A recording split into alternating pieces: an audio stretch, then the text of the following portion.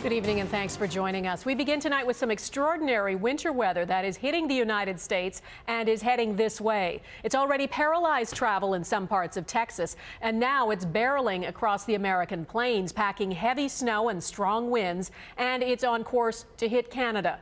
We'll tell you what to expect here in a moment, but first, Robin Stickley on what the U.S. Weather Service is calling a crippling, historic blizzard. A year's worth of snowfall in a matter of hours. The Texas Panhandle hammered with nearly 4 feet of snow and winds over 110 kilometers an hour. Conditions that filled the interstate's ditches with one wreck after the next. Motorists ran into trouble, moving backwards and forwards. Even the heavy-duty machines wired for winter were going nowhere. The only way to make tracks was on skis.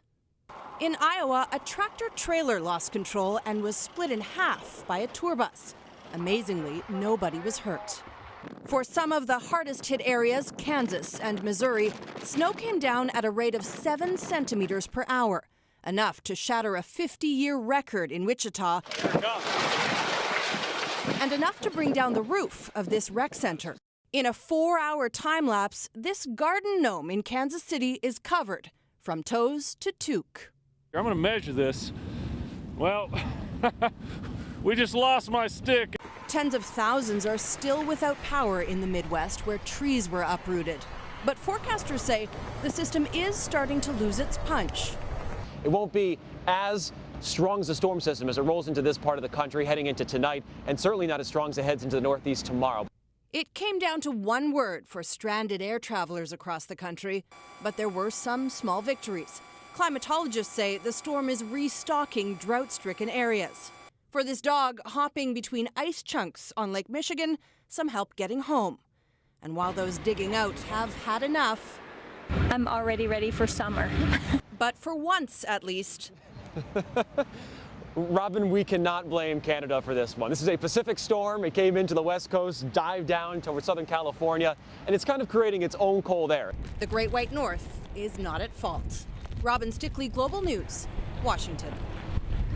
So we don't get blamed this time, but we are going to get hit. Snowfall warnings have already been issued in parts of Ontario. So how bad will it be? Well, global meteorologist Anthony Farnell joins us now from Toronto. Anthony?